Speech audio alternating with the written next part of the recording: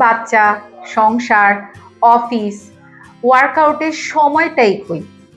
শুনুন আপু, আপনার জন্য 15 মিনিটই কিন্তু আসলে যথেষ্ট। কি করে এই কাজটা করব এবং রিসার্চ কি বলছে, চলুন আপনার সাথে এই বিষয়টা একটু শেয়ার করি।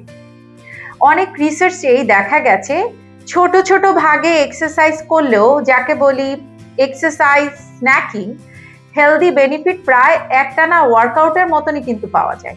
মানে সকালে 5 মিনিট, দুপুরে 5 মিনিট, রাতেও 5 মিনিট, এইটুকু করলেই কিন্তু অনেকটুকু কাজ করা হয়ে যায়।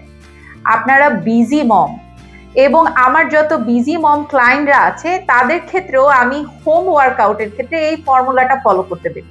মানে সকালে আপনি 10টা স্কোয়াট, 10টা ওয়াল পুশ আপ বা 30 সেকেন্ড প্ল্যাঙ্ক দিয়ে কিন্তু 3টা রাউন্ড করে আপনার সকালটা শেষ করতে পারেন। বিকালে বাচ্চা যখন ঘুমিয়ে থাকে বা বাচ্চা যখন খেলাধুলা করছে, এই সময় 15 মিনিট আমার ইউটিউব চ্যানেল দেখে ফ্রি কোনো স্ট্রেচিং করে ফেলেন।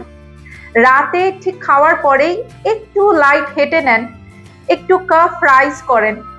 এই ধরনের ছোট ছোট ব্রেক নিয়ে এক্সারসাইজ কিন্তু আপনার এই রুটিনটাকে অনেকটা সাস্টেইনেবল ট্রান্সফরমেশনের দিকে পরিণত করতে হেল্প করবে। 15 মিনিটসের ফ্রি ওয়ার্কআউট রুটিন যদি পেতে চান, অবশ্যই আমার ইউটিউব চ্যানেলে চলে যেতে হবে।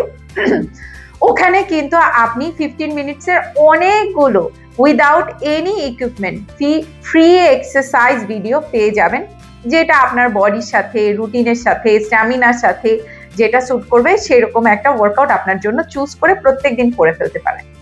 এবং আমার ফ্রি ইবুকগুলো তো আছেই, ডাউনলোড করে ফেলুন। এটা আপনাকে নিয়মিত একটা গাইডলাইনের মধ্যে পরিচালিত হতে সাহায্য করবে।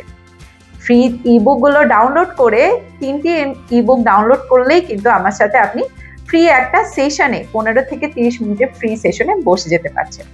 তাহলে আর দেরি না করে আজকেই এই টেকনিকগুলো ফলো করুন। আপনার এই ছোট ছোট চেঞ্জ আপনার সাস্টেনেবল ট্রান্সফরমেশনে অবশ্যই হেল্প করবে।